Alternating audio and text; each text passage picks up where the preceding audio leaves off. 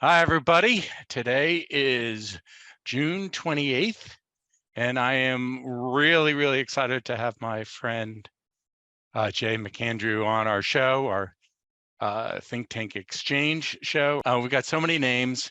This is more of a formal show than our happy hour, of course, and we're going to see some people come in, and after we do that, we'll get started. And today's going to be a little different than some of our other shows. We're going to go a little bit broader and touch on emerging markets and touch on fixed income, touch on equities, and learn together a little bit about what I call hidden gems. I think that's super important to always be looking and being open-minded and doing due diligence. That's what people pay us for. I often think that people forget that. And for me, of course, it's all about structure matters. And what structure matters often is another way of saying security selection matters. So anyway, glad to see my friends, their faces on the show as I let folks in. And we'll get started in about 30 seconds. And we're definitely going to be talking about some surprise subjects. I go back to meeting with Jay, like 2008, maybe 2009, and that gives me a sense of how time flies. Often I think in our industry, we're talking about 10, 20, 30 years out. And I don't know, Jay, has time flown, by the last 10, 20 years for you? It certainly has for me. Dan, as you know, time does fly, but I feel ageless, so I'm in a pretty good spot. So I appreciate you having me on today and look forward to having a good, fun, casual conversation. Totally, absolutely. So with that in mind, maybe talk a little bit about your background and a little bit about Columbia Threadneedle. Go ahead.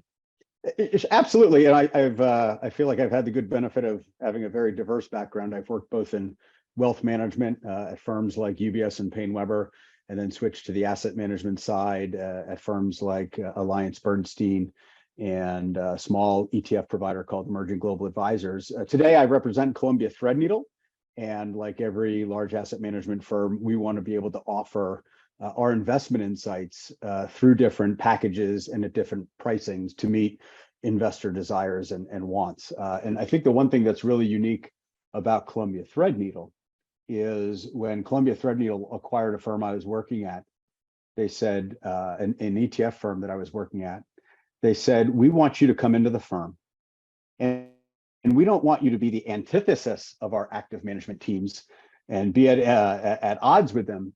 We want you to sit next to them, work with them, and use the insights that they've learned from active management. And we want you to harness that and put that into the rules of passive indices, so that if an investor wants to work with Columbia Threadneedle, we think our best thinking and best ideas every day are in our active solutions, but increasingly price is an important point for investors. We want you to be able to access Columbia Threadneedle insights through our passive ETFs, some that are active, but mostly passive, at a cheaper price point. But no matter what, you're still getting the thought process of the firm. Yeah, and everybody on this call, at least on the Zoom part of the call, knows that passive doesn't necessarily mean that it isn't kind of an active strategy. When you rebalance quarterly pursuant to a deep dive process, effectively you're active. Maybe not from a regulatory standpoint, but the decision making is very robust. And I always think that people who are just coming into the ETF industry still don't understand that. So we'll drill deep on some of that on this call as well. Right. So, we like to call that active insights. You can call it strategic beta, smart beta, a lot of complicated terms, but we just like to say we use our active insights. And Dan, you're right. As you know, even in passive fixed income, there has to be a portfolio management decision as to what bonds you're going to buy, because bonds are not ubiquitous and not always available. So there's a very active decision that if there's two bonds that you can buy to fill your passive ETF, you've got to choose one or the over. Very simplified example, but there is an active decision made. So what do you call indexes that aren't really good indexes? What's your slogan? Oh, I always like to say, beware bad benchmarks. You've heard me say, beware bad bond benchmarks. And I know that we'll get into a little bit of that. But yes, I brought all my quips today and my slogans, and I love it. Sharing them as much as possible. Yeah, and so the reason why I started off the way I did in the context of how it's been a long road, even though you haven't aged at all, I get it, is, we're often forced to think 10, 20, 30 years out. And here we are in 2023, and the smart investor is thinking 20, 30 years out, which really takes you to like 2050, right? It's like such a crazy number to think about, right? Or maybe even, as Goldman Sachs throws out, 2075. I hope I'm around in 2075, don't get me wrong. But my point in all this is, today, people are looking at emerging markets and they're saying, oh, why do I need to be there? And the answer is they need to be there because, well, it's all part of a diversified strategy, right? And what do we know? We know the population is in China, is in India, right? That's where everybody is. And, for that reason, as those economies develop, arguably, you also want to have some exposure there too. No question. But then the question becomes, how do you do it? And in the ETF think tank, we have our own tools, which financial advisors use to drill down deeply, and so they can understand how their portfolio is constructed. Hold on, I gotta mute my friend Mark. And I think that's necessary, right?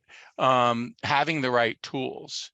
And to that point, I think isolating China in your emerging market exposure allows you to do different things, right? Talk to us a little bit about China. Well, I think, what we've talked about, certainly as a firm, Columbia Threadneedle has lots of assets and lots of representation in China. On the ETF front, one of the legacy solutions that we have is called xcem, or Emerging Markets Core, ex-China. And there's really two parts to the story. Well, there's three parts. Number one is portfolio construction. Number two, and more recently, has been personal patriotic preference. And then finally, I would just say performance, which I know we'll touch on. But, we launched xcem back in 2015. And it was really due to being asked by an RIA, specifically in Ohio, that said, as China gets to be a larger part of the MSCI Emerging Market Index, and if you were to hot tub time machine back to the mid 2010s, you would recall that MSCI was adding different share classes, and the concentration of China grew from about 18% in the MSCI EM index to as high as 43%. And simply what this RIA wanted to do was to be able to choose their own China, because they did not want the China tail wagging the EM dog. And we had seen this before, right? AAXJ, or Asia ex Japan. Investors wanted to have exposure to Asia, but they didn't want it to be over 50% in Japan. And so solutions were created to address that need. And in 2015, we launched xcem. So it's been around for over 8 years. It's at 16 basis points, really to allow investors to choose their own China. And you've seen the industry mature, right? Our friends and partners over at Crane Shares and a lot of other firms have actually provided tools to allow investors to be able to access specific points and parts of China and express their own personal point of view. So there's different ways to build an EM core. There's always the debate, is China still an emerging market as its economy is the second largest in the world, barreling towards first place? So a lot to talk about there. Maybe I'll just take a pause and turn it back to you. And then I do think there are some interesting aspects about, what's happened today with sort of the making XCEM one of our fastest growing funds. Well, you threw out a number, I think 42% or 43%. The interesting part is I was reading a Goldman Sachs report that was saying that by 2030, US global markets are going to go from roughly 42, 43% now down to 35% by 2030. Now, we live in a world here in the US where we're so, country focused, and that's been working wonderfully, right? But as the global economy changes, I think we're going to have to change with it, or, we may end up running into problems as investors. Yeah, So, certainly great opportunities across the globe. And just when you look at where the largest deltas of productivity are coming into place, it's in the emerging markets. They're starting at a low base. They can accelerate more. And certainly they have, not only the demographics in terms of lots of people, but tremendous amounts of land mass and resources to become much more productive. yeah, so I'm going to move away from the ETF think tank tool and move to the next slide that speaks to performance. And the point of this slide, for anybody who might be wondering, is that when you isolate the China exposure or eliminate in the past, right, you've gotten good performance with your EM exposure. Now, what does that allow you to do? It allows you to target your China exposure however you want to do it. And the opportunity set is very rifle right. If that makes sense, you can really target it in many different ways. That's right. And one of the common conversations that we've had, Dan, is there a give up in not owning China, or specifically China beta? And if you take a look at XCEM relative to some of the other big, broad benchmark EM funds, and your chart shows that over the course of back through 2017, the return of XCEM, which I know is noted in white, is really good. And so when you look at it long term, and we do this on a sort of an index basis, your return for XCEM since inception, it goes back a little bit further than what's on your chart, is about 6%. For broad emerging markets as measured by the MSCI, it's about 5%. So call it 150 basis point performance pickup for roughly the same standard deviation. But what's really key is when you look at China beta, maybe comprised of a lot of state-owned enterprises, your return drops from broad emerging markets at 5 to China just being 4. But your standard deviation moves from a 16 to a 23. So China beta has actually been a performance drag and a volatility enhancer. So this concept of either investing without China or being able to choose your own China has portfolio construction implications. And that's certainly taking hold today as with what's going on in the headlines. But I think the good news is XCEM as a very cheap bulk beta option to get emerging markets exposure ex-China has certainly done its job. Yeah, well, kudos to Columbia Threadneedle and your original firm for creating a product that was a solution ahead of its time. I think, part of the reason why I name this, gems, hidden gems, is, when you create a product, the smartest products sometimes take many years to evolve, right, and get recognized, right? And this is, I think, is a great example of that. Well, it's been a while since emerging markets have roared, and a few things. We've started to see some interest dipping back. As I mentioned, XCEM is one of our faster growing funds. It's been steadily attracting assets over the last 18 months.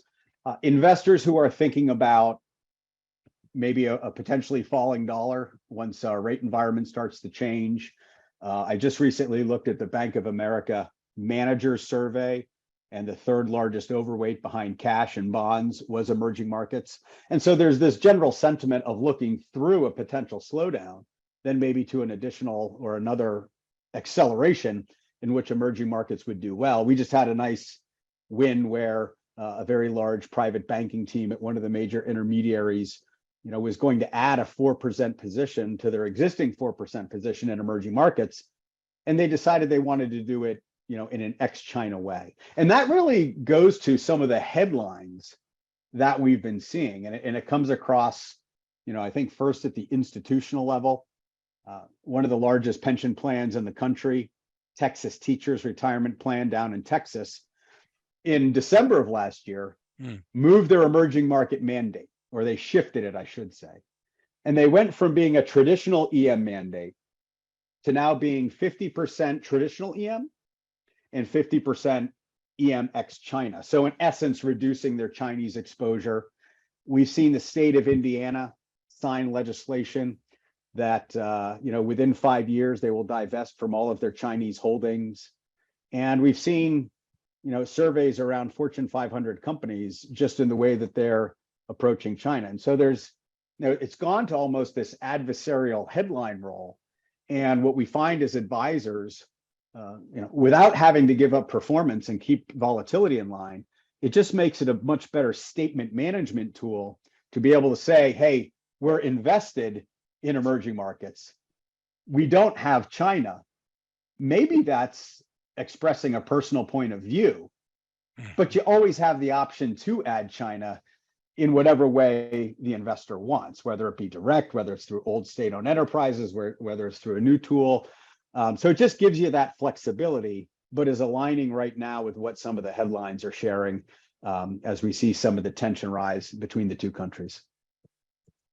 So important. Yeah. The China is the, we have to be honest with our clients and our portfolio construction. China is controversial, right? But what happens in China affects us all, for better or for worse. So isolating, I think, is a smart way to do it. Yeah, and it's just, since this fund launched in 2015, we've now started to see research. So I know that with you, I shared a great piece from Goldman Sachs. It's a little bit dated and, it's about 18 months old, but just looking at EM ex-China as its own asset class, again, because China is such a large country with such a complex and sort of mature environment, right? The only reason that China is considered an emerging market is because their population is so big, right? So when you measure GDP per capita and you have, 1.4 billion in the denominator, it can make your GDP get cut pretty quickly. But, for all intents and purposes, that is a mature economy that operates very similar to the United States. So the great thing is, let investors choose the point of view that they want to express, and xcem as a tool to do that. It's up to them. Absolutely. That's perfect. So you mentioned, 1.4 billion. Well, wait, you know what? There's another country that has 1.4 billion. It's amazing how India has creeped up and is so under-owned by investors. And I think the stat you mentioned, Goldman Sachs, like the weighting is about 3% as of 2022, and they're saying it's going to 8% by 2050, and then it's going to spike up to 12% by 2075. I don't know what'll happen that far out, but I know what's happening with that population is so incredibly important. Well, it really is. And one of the conversations that we have is really around the reason that most investors go to emerging markets is to try and capture or express a point of view on demographics, right? A lot of people who are maturing through the economic cycle and their own economic cycle to have more money to actually spend money and maybe enter an economy that looks more like, the United States at 2/3 consumption. More recently, if you're trying to express a point of view on demographics and a large change in demographics in terms of their spending capability, and you want to do it in a democracy over a dictatorship, India is that opportunity, right? So now a greater population than China. We've been waiting for India to sort of have its moment in the sun and really run. A lot of reform that has to go on. Obviously, we saw Prime Minister Modi here in the States, hopefully making progress on his and our agenda going forward, which is a great thing. But, again, many, many years ago, we had launched a number of consumer-focused funds, and one was specific to India, and the ticker is INCO, INCO, and it's a simple fund. It only owns 30 securities. You know, it's a market cap weighted exposure to consumer discretionary and consumer staples of all Indian domiciled companies. And what makes it a little bit unique is that so much of the revenue of these local Indian companies is derived from India. It's not an Infosys play, which gets so much of its revenue, over 90% of its revenue, last time I checked, from Europe and the United States. So it's a real local expression of a point of view. And the performance has been really, really strong. So INCO rolled out back in 2012. So, you know, over a decade worth of live performance. And in that time period, at least on the chart that you're showing, compounded at about 10% annually. It's been better than some of the other large Indian ETFs that are available. And maybe most importantly, is it's actually a proof point that demographics can work. And you take a look at how the Indian consumer has performed relative to broad emerging markets. And as you can see, it's basically, you know, a fourfold, right? A quadrupling of what broad emerging markets have done over the last decade. You know, a lot of people say emerging markets have had a lost decade. Well, the good thing is the Indian consumer has actually given you what you would expect in your emerging markets return with close to double digits. So, you know, the conversation we're having today is if you are looking to be able to manufacture your own emerging markets core for the next time emerging market runs, there are more tools available to do that.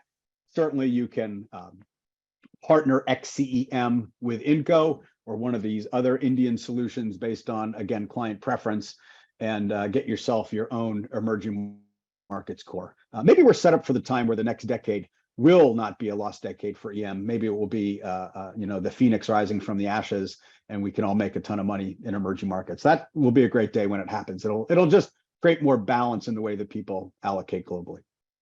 And what we know about emerging markets historically is when it does run, it's explosive, right?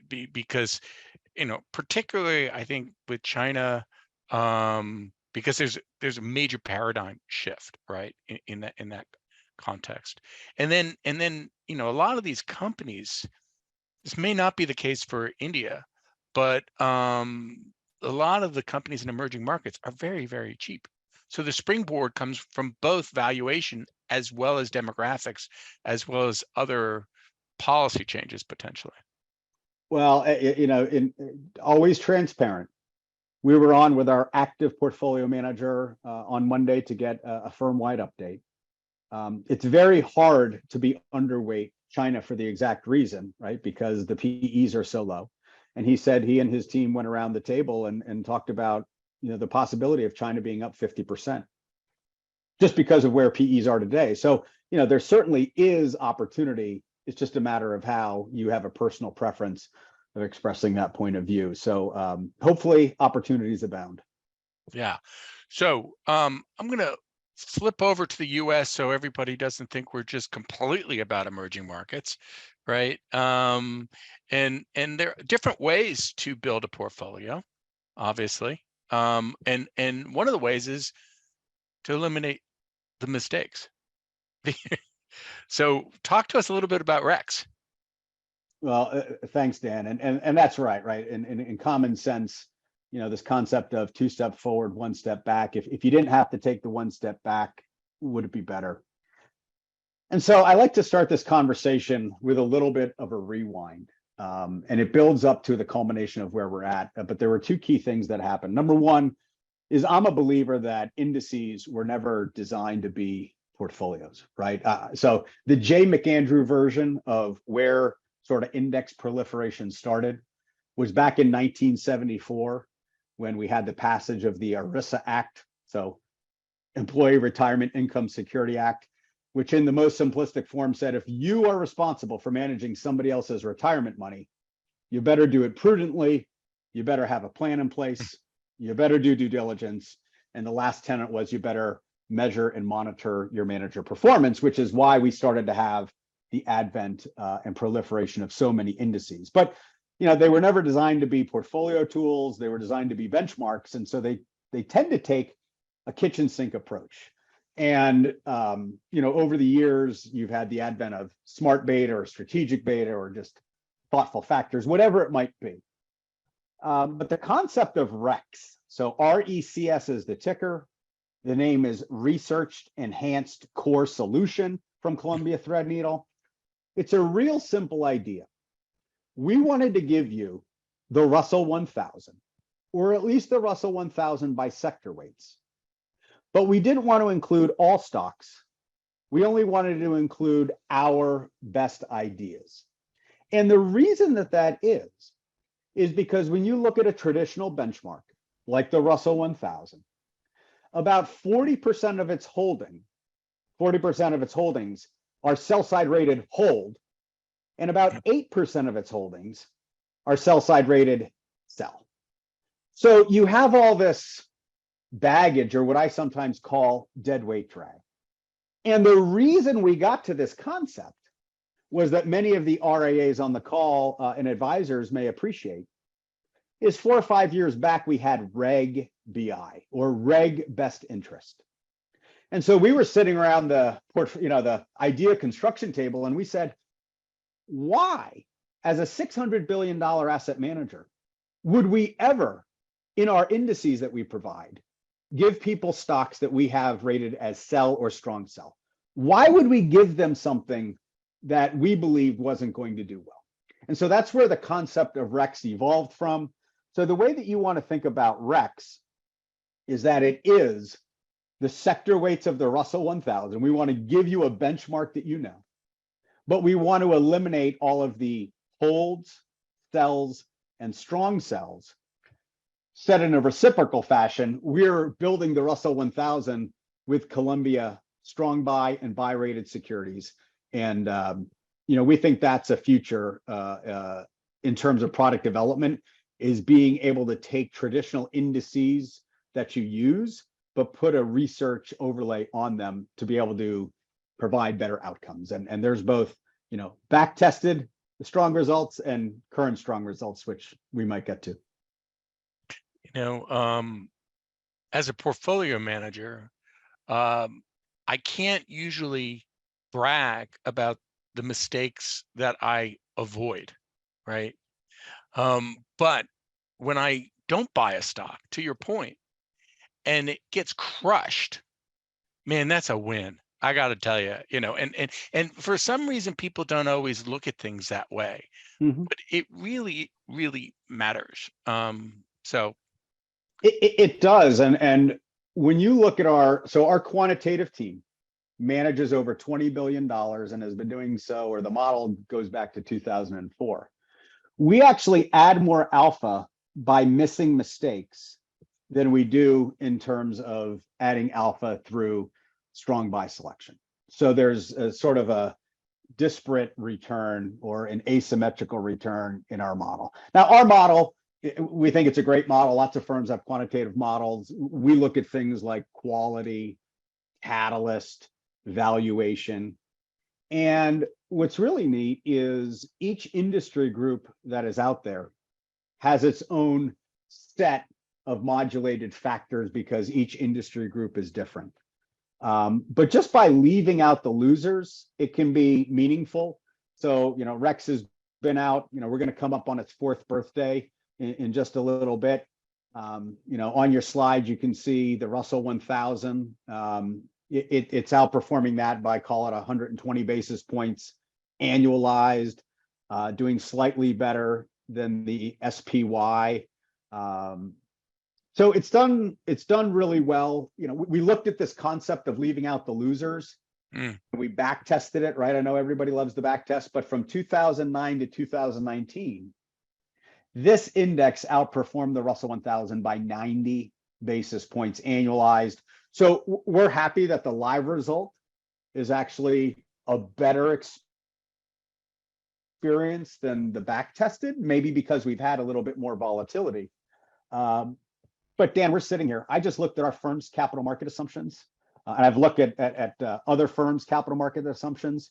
there's a lot of single digit forecasts for US equity. Our firm is at 7% for the next 5 years. So the question is, if you could add an incremental 50, 75, 100 basis points of return, would that be helpful? We think using a research enhanced approach can help try and create that outcome. Yeah, well, it does. It totally matters, right? Yeah. Every alpha point you add gets people closer to the 2075 retirement. Just kidding. Yeah. And I would also mention when we did this, we also launched REVs. So obviously REX is core, research enhanced core, which matches the Russell 1000 sector weights.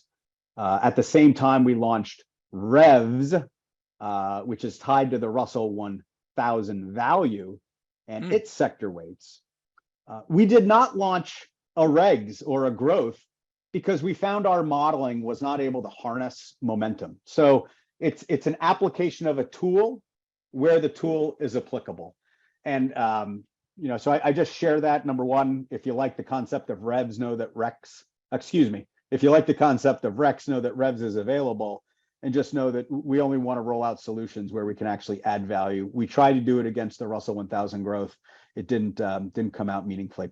And the last thing I would just say that's been a topic of FA conversation is, and I have to be careful because sometimes I say leave out the losers. Not all the companies that we leave out are losers. We currently don't own NVIDIA and we don't own Netflix. And that is because, as I mentioned, one of the things we look at is valuation. Those are great companies. They've done extraordinarily well. Where they go from here, I don't know. But I've had conversations with financial advisors who are happy to own a core solution that's not owning NVIDIA at these PE and price to sales ratios. So again, it's all about investor preference and whatever point you want to express now. But if you're looking at any tax loss harvesting or just repositioning into core assets in a little bit more thoughtful and intentional way, REX, research enhanced core solution, might be something to consider. Yeah, listen, if you overpay for whatever index that you might be buying, or manager for that matter, including an active manager, it's going to take you longer to get your money back, right? So valuation has to matter, right? And when I'm looking at the S&P 500, it's funny because, and I think a lot of fiduciaries candidly have it wrong.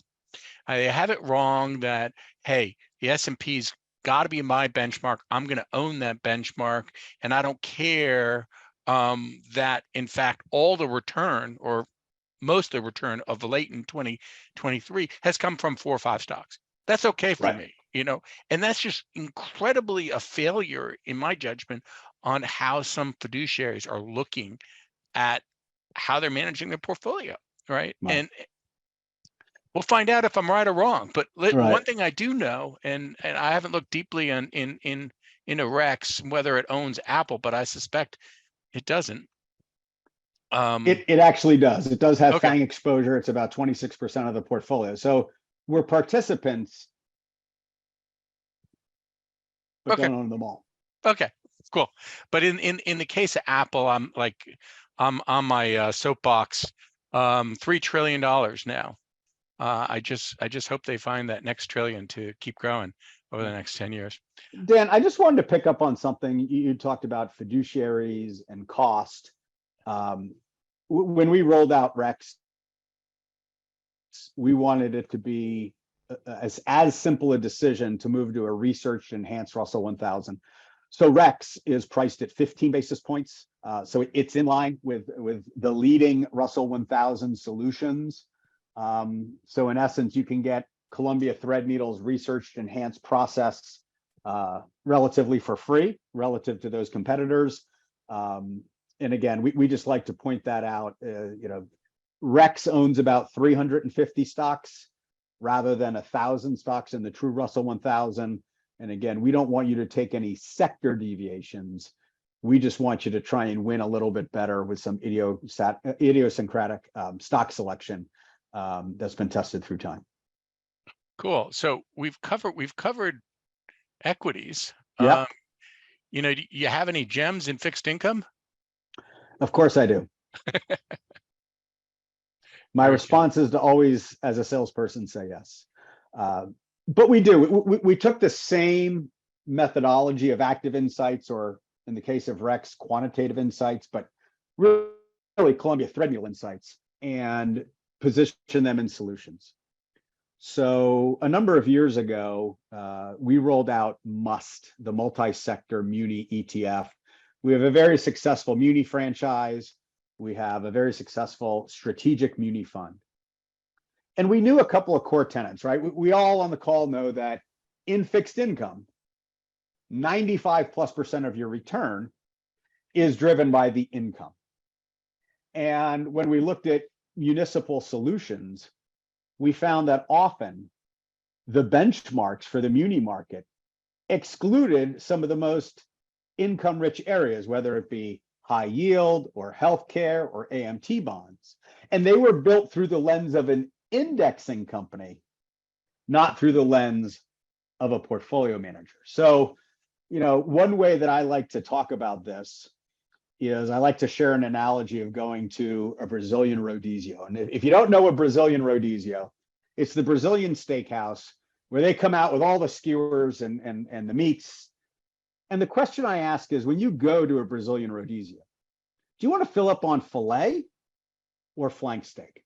And the most common answer, Dan, I know that you have you do a lot of Argentinian cooking, but most people answer they want to fill up on filet because it's the better cut of meat. But what do they do at the rodizio?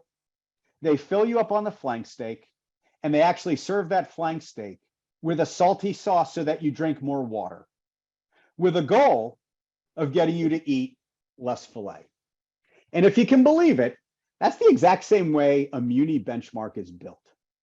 A muni benchmark, because it is issuance weighted, fills up on a lot of state and local lower income producing GO bonds. And they sometimes exclude, the higher income producing healthcare and transportation bonds or revenue bonds in general. And so what we tried to do in building MUST, which is a passive ETF, is we just tried to flip the recipe to try and give you more exposure to those higher income producing sectors, high yield, healthcare, transportation, but limit the amount of general obligation exposure that you have. So, the good news is MUST with a good income profile has also had a strong total return profile against some of the larger competitors out there.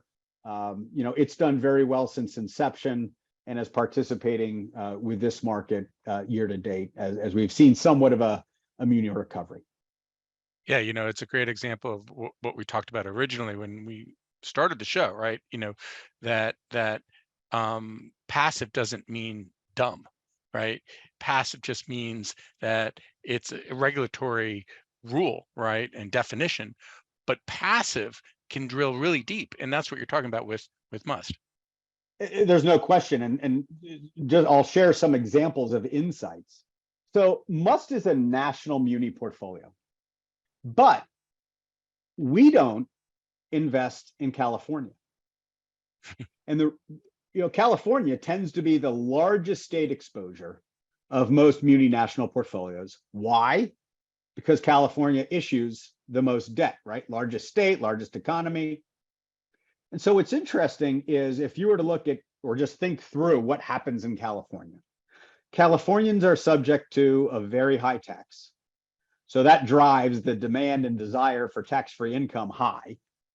So if I'm bidding up prices on my bonds, I'm actually decreasing the yield, right? And so we said, sure, we could go buy California, but on a duration adjusted basis, we can go out and find a better yielding security. Why don't we do that? So we don't, as part of our rules, we do not include California as a state which we will buy bonds. Could you also do that with other states like New York? You could. We didn't want to narrow our opportunity set to be too small. But again, it's just an example of being intentional and thoughtful, focused on income to try and create a better client outcome. The other thing I would mention is we don't own any tobacco or Puerto Rico bonds. Great ways to make some income and maybe some total return, but they don't have a volatility profile that we wanted for Must as being a core solution.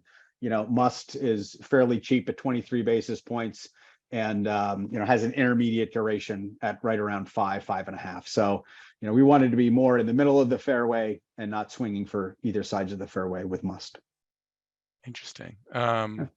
Now let's move to Dial, which is another interesting product that you have as a solution for those who want a full package for their bond portfolio rather than manage it themselves. Right, and Dan, we certainly appreciate that many of the investors on this call do their own fixed income allocations and manipulations. Dial, which stands for the Diversified Fixed Income Allocation ETF, is really a surrogate off of our successful strategic income portfolio managed by David Jansen and Gene Tenuzo. And what we wanted to do is we wanted to give investors sort of one-stop shopping for income. And what's unique about Dial is that it's income weighted. So it might sound contrary. It's not issuance weighted, but income weighted. But that means we have 30% in high yield. We have 20% in dollar denominated emerging market debt. Why? Because those are two great sources of income, the highest sources of income in fixed income. Where don't we have a lot of exposure or minimal exposure? US and global treasuries. Now, that profile has changed, and we're actually at least getting something, 3 to 5% on our treasuries, depending on the day, but we're getting actually more in high yield and emerging market debt. But, we designed Dial to be a more diversified core. And in what you have up here, the performance against the ag has been good, right? I'll touch on in a second. Dial is duration based like the ag is. So, the last 18 months have not been kind. But the benefit of Dial is that we're sourcing income, and Dial today has, a yield of about 110 basis points more than the ag.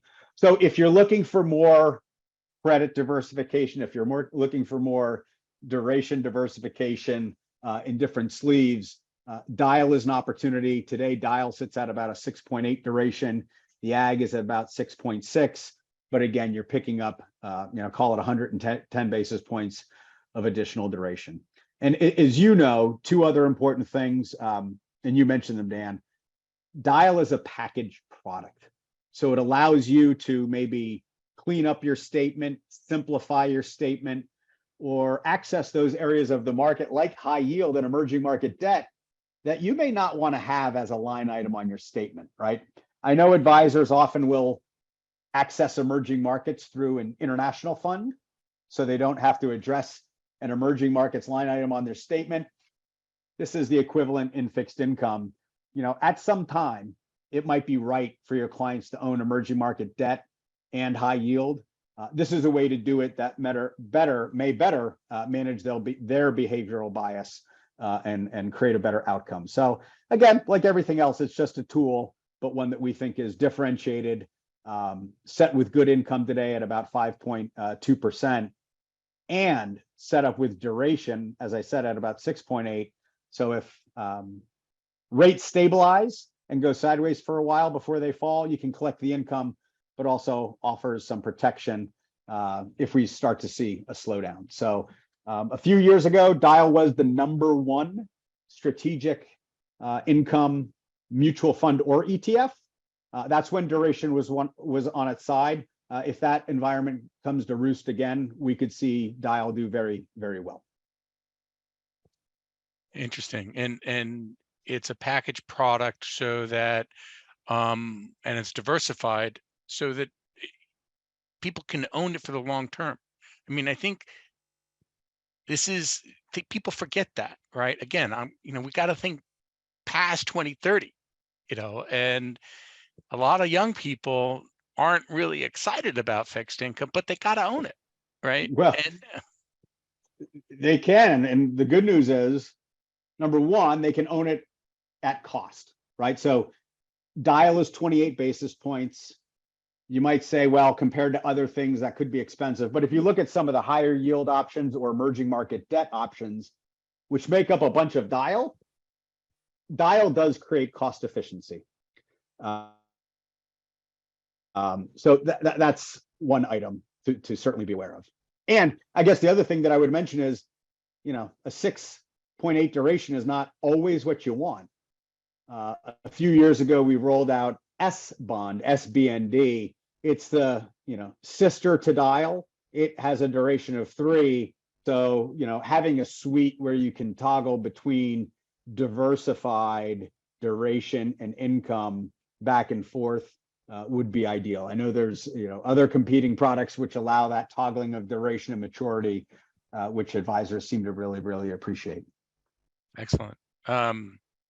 So, we're coming up towards the end of the show here. Is there anything else that you want to highlight about Columbia Threadneedle, or just candidly long-term investing?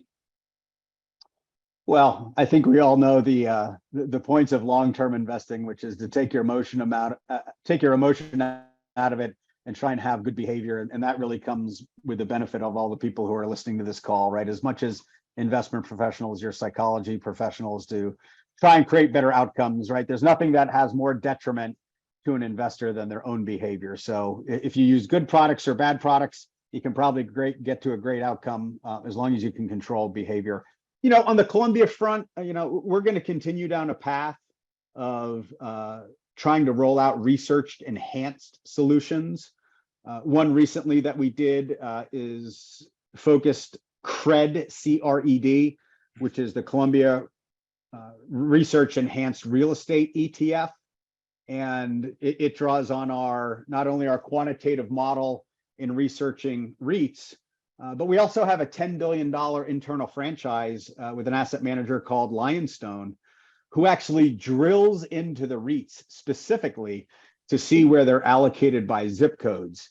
And so we use those insights, we use our quantitative insights, and we also look at income to create, our own passive real estate exposure. But the outcome is, a little bit more income, probably a little bit more geographically aligned of where the country is moving to versus where they're moving from. And I think most importantly, it's the underlying exposure. We know that the real estate market is evolving, and more storage, more data centers, more cell towers tend to be maybe better investment opportunities than traditional residential and commercial real estate. So, this is a portfolio that gives you a little bit more exposure to where the future of real estate might be.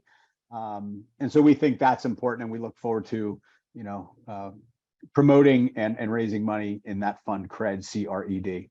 But outside of that, I would just say that as a firm, we're trying to allow you to access our insights in the vehicle and price point that's right for you. One other simple point that I would make is Columbia Threadneedle may have the greatest growth and tech investor in our generation, a gentleman by the name of Paul Wick. You may know Paul Wick's name through the Seligman Technology and Information Fund, CCIZX. It's been just a tremendous compounder. It's beaten the NASDAQ 100 meaningfully since 1999. We're starting a big campaign on that. And Paul is great to access his mutual fund, but if you're just looking for semiconductor specific exposure, he manages an active ETF with the ticker SEMI, SEMI, stands for semiconductor. Probably not making any information there that wasn't already known. So those are the big things going on at Columbia. Just always trying to think of things differently, evolve like the industry, and help investors create a better outcome. So those are the important things, Dan. Yeah, I'm glad you brought up SEMI.